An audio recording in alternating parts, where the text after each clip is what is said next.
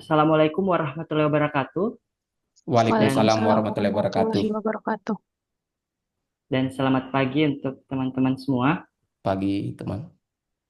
Nah, kali ini kami akan melakukan satu diskusi yang membahas isu yang saat ini cukup aktual, yaitu soal AI atau Artificial Intelligence atau kecerdasan buatan. Namun, sebelum kita berpanjang lebar, kita nonton dulu satu video yang membahas soal AI ini. Perkembangan kecerdasan buatan atau artificial intelligence (AI) di masa kini kian pesat. Kini AI terus dikembangkan untuk mendukung ilmu pengetahuan dan teknologi termasuk di bidang pendidikan. Teknologi ini belakangan membuat gempar sektor pendidikan. Pasalnya AI acap kali dinilai dapat meningkatkan kecurangan di antara siswa. Bahkan melalui TikTok viral video mahasiswa yang membuktikan ChatGPT dapat dengan mudah menyelesaikan tugas akhir perkuliahan.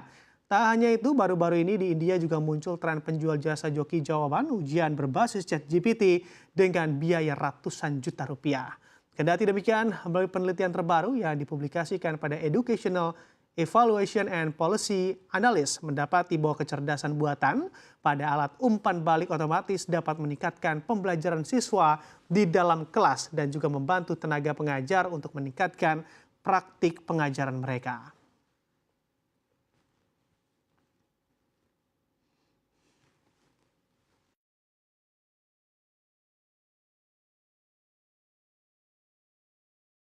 Oke, baik. Itulah tadi satu video berita dari CNBC yang memberitakan bagaimana penggunaan AI yang masif dalam dunia pendidikan.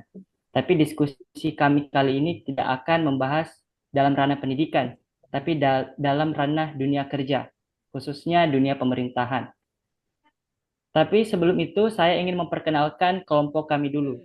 Yang pertama ada saya sendiri, Heri Andri Kiswanto dari Dinas Kebudayaan.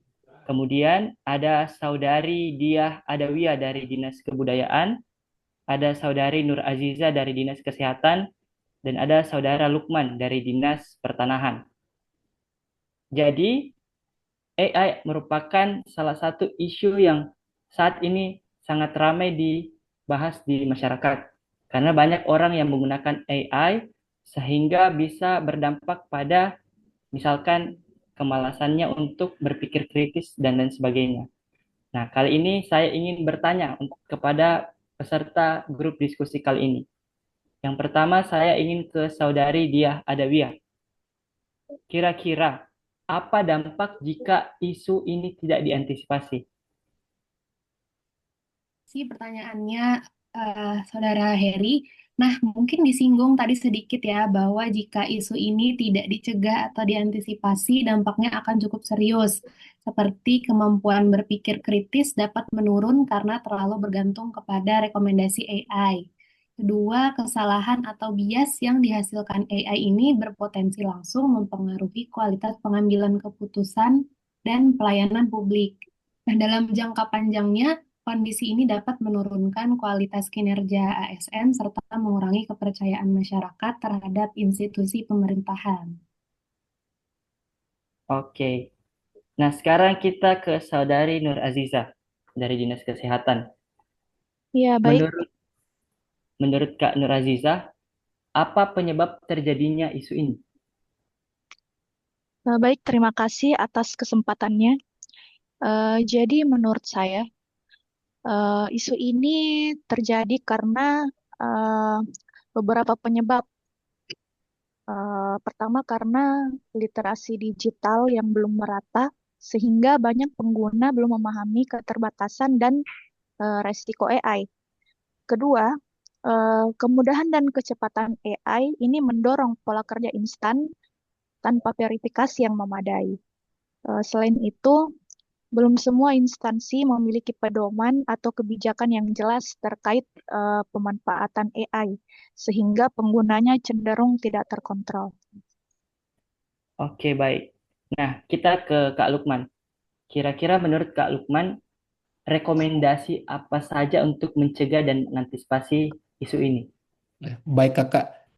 Jadi, menurut saya, untuk mengantisipasi isu tersebut diperlukan upaya pencegahan dan pada dua tataran, yaitu pada tataran kebijakan perlu disusun pedoman atau regulasi yang menegaskan bahwa AI digunakan sebagai alat bantu, bukan sebagai pengambil keputusan utama.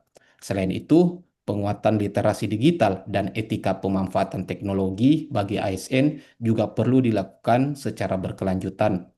Pada tataran teknis, dalam kehidupan sehari-hari, pengguna AI harus tetap melakukan verifikasi, menggunakan AI secara proporsional, serta mengedepankan pertimbangan profesional dan nilai kemanusiaan dalam setiap keputusan. Oke, terima kasih. Nah, karena kita semua ini adalah seorang ASN, nah, apa kira-kira peran kita dalam isu ini? Apa peran pribadi kita sebagai ASN? Mungkin Kak Dia bisa menjawab. Ya, kalau untuk peran kita mungkin sebagai ASN atau saat ini CPNS adalah memanfaatkan kecerdasan buatan ini secara bijak dan bertanggung jawab.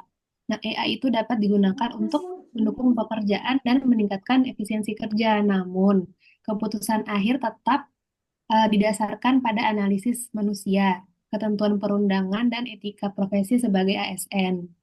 Selain itu, kami juga sebagai ASN berperan untuk terus meningkatkan literasi digital dan tidak menjadikan AI sebagai satu-satunya dasar dalam bekerja atau mengambil keputusan. Oke. Nah, kita ke sesi akhir. Saya minta izin untuk teman-teman diskusi memberikan closing statement soal isu ini. Kita mulai dulu ke Kak Lukman. Ya, berdasarkan seluruh pembahasan yang telah disampaikan oleh teman-teman, bahwa dapat disimpulkan kecerdasan buatan merupakan teknologi yang tidak dapat dihindari dan akan terus berkembang. Mungkin itu dari saya. Oke, kalau Kak Dia? Kalau dari saya, sebenarnya AI ini menawarkan peluang yang sangat besar dalam meningkatkan efektivitas dan kualitas kerja, namun juga membawa risiko apabila digunakan tanpa pemahaman, pengendalian, dan juga etika. Oke, terakhir Kak Nur Azizah. Baik, saya menambahkan saja sedikit. Jadi, isu utama yang kita hadapi ini bukan terletak pada teknologi AI itu sendiri, melainkan pada kesiapan manusia dalam mengelolanya secara bijak dan bertanggung jawab. Oke, baik. Terima kasih untuk semuanya. Jadi memang sebagai ASN atau CPNS, kita dituntut untuk bersikap adaptif. Sama seperti salah satu nilai yang terletak pada pedoman berakhlak yang saat ini kita jadikan pedoman dalam bekerja terhadap perkembangan teknologi, namun tetap menjunjung tinggi nilai integritas, profesionalisme, dan tanggung jawab. Dengan demikian, tujuan pemanfaatan kecerdasan buatan atau AI bukan hanya mengikuti kemajuan teknologi, tetapi memastikan bahwa teknologi tersebut benar-benar memberikan manfaat bagi organisasi, masyarakat, dan negara kita tercinta. Terima kasih untuk Kak Lukman, Kak Dia, dan Kak Nur Aziza yang sudah menjadi teman diskusi kita kali ini. Terima kasih. Wassalamualaikum warahmatullahi wabarakatuh.